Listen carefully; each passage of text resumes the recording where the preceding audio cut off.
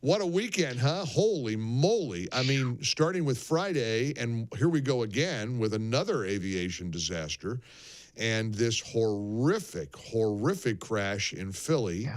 Then you had a plane catch on fire in Houston. Yeah. What in the actual heck is going on? I know. What I know. all of us, we go all these years without anything happening, and then all of us, and they say it happens in threes. Which, for those of us who fly a lot, that's good news. Okay, you don't want to be after number 2. Stay home.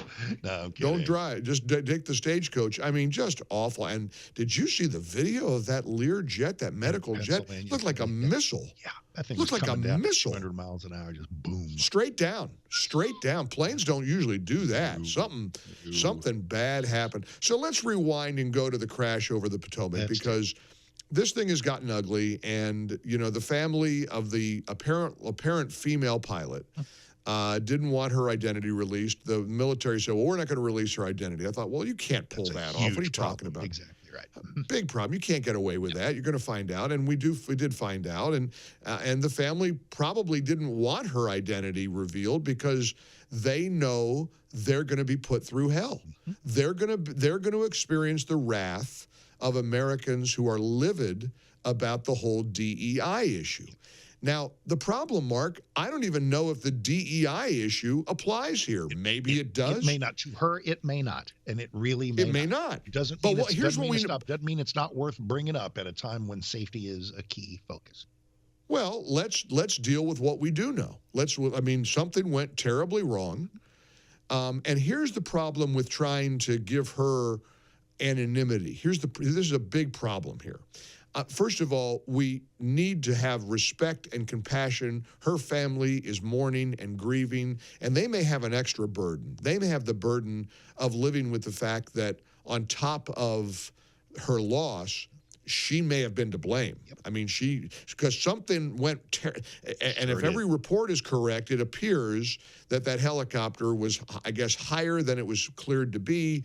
It was over 200 feet, and they were at 300 feet. The plane evidently made a last-second desperate effort. The pilot of that plane tried to pull up to avoid the collision, and that helicopter just slammed right into it. And incidentally, have you seen the video of the flight attendants on the doomed flight? Somebody took a video of them the night before the crash. No. Oh, Mark, it is so heartbreaking. You want to hear it? It's just a normal. You want to hear it? It's the night before. I'd be happy to. And let me tell you why we should play. I was going to say, because I hear people go, "Oh no, these were people. No, these were people. They had lives. They were filled with joy. They were filled with purpose. It was the blissful normalcy of their night before." And the guy, the lead flight attendant, Ian, who just introduced his partner, the female flight attendant, who were, of course, both killed, the joy he has in serving his passengers, the clear, and he leaves behind, of course, a wife and kids and just grieving, and people loved this guy. You know how you get flight attendants who love their job? They just love, Southwest comes to mind. And sometimes I always joke about, they're too happy for me. Just calm down here a little bit, all right? You know, they're singing happy, happy, joy, joy, and, all that stuff. We got jokes. It's like they're working a club sometimes. It's like, okay, we get it. But this guy, a passenger was on the same route the night before the crash. And he had the flight attendant, Ian, had such a delightful monologue that the passenger pulled out a cell phone and took a video of it. And the family of the flight attendant saw this on social media, and they said, "Thank you for sharing this. Thank you for reminding everybody how special he was, how his passengers loved him." Not just a name. Go ahead. Not just a name, not just a statistic, not just a number. These were two flight attendants. He's a veteran. She was apparently brand new. And here was that final video taken the night before the awful crash over the Potomac. Raise your hand at this time. Everybody? Fine, whatever. We'll go to Wichita. I can't believe I'm saying that out loud.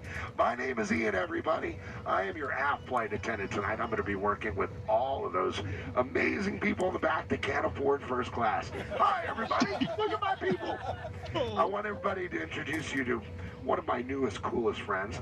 This is your first your first class flight attendant, and a really cool lady. Everybody say, hey, Denasia. It's Nasia with a duh. There you go. Very easy. We are so glad you guys are here. We know, well, we know the reason we have jobs is because you guys are flying. We love you. We appreciate you. Sit back, relax, and enjoy our 4-hour and 15-minute. Sir, we're regional. We only go 5 miles an hour. We'll get there eventually. You're lucky this airplane has wings, for crying out loud. I'm just kidding. 46 minutes, wheels up, wheels down. Fast, fast, fast tonight. It's a beautiful night to fly. Let's just get there so the four of us can find a place to have a cocktail and a hamburger at 11:30 at night in Wichita, Kansas. I can't believe I'm going to Kansas. I'm not even a Jayhawk. I mean, I'm a Notre Dame fan. Come on. We want to talk about a real college? All right, we'll talk about that later. Folks, sit back, relax, put your feet up. Welcome to our house. Wow, that's Ian Epstein. That is, Mike, that's just beautiful. That is just absolutely beautiful. And that was him. That was his heart. That was his talent. And it was quite the talent, the self-deprecation, the having a little fun with everybody. Because what does everybody say about flying? That flying is a massive pain in the neck, which it is. Right. And it's just the quality of it and the enjoyment that we glean from it as passengers has been reduced over the years. It can be made better by people with a sense of humor and a heart for service like he had. I am so glad to have you share. Yeah, I came across that this week, and again the family member, somebody named Epstein, saw that post and said Debbie Epstein wrote, "Thank you. This has reached his family, and we appreciate you sharing this. It does bring us comfort." And the passenger wrote back, "He truly brought so much joy to all of us on our flight. I shared hoping that the country and the family would see." So anyway, just heartbreaking, and just as heartbreaking for the helicopter pilot, the Blackhawk helicopter pilot. Here's why it matters, why we know the details. And this is going to sound crass, but it's true. As a member of the military, she works for us. She's in a sense our employee. And because here's what's going to happen. If indeed that crew was to blame, the U.S. Army is going to be on the hook for millions and millions and millions of dollars to the families of the victims, the surviving family members. So we have a say in this. I mean, as crude as that may sound, you can't keep this covered up. The American people have every right to know, did that crew err? Was there a mistake made? If so, how do you keep that from happening again? And is it too soon to inject the DEI debate into this? See if this makes sense. There's a list of things we could do. Of course, it's premature to say, woman, must be her fault. Of course you don't say that. Right. But exactly. here's, in fact, another thing. Let's say it is her fault. Her womanhood may not have been to blame. I've got this wonderful relationship over the years with the 2nd of the 149th General Support Aviation Battalion based out of Grand Prairie, Army National Guard, Blackhawks, Chinooks. I've met some women who are magnificent pilots, and by every account, it looks like she's one of them.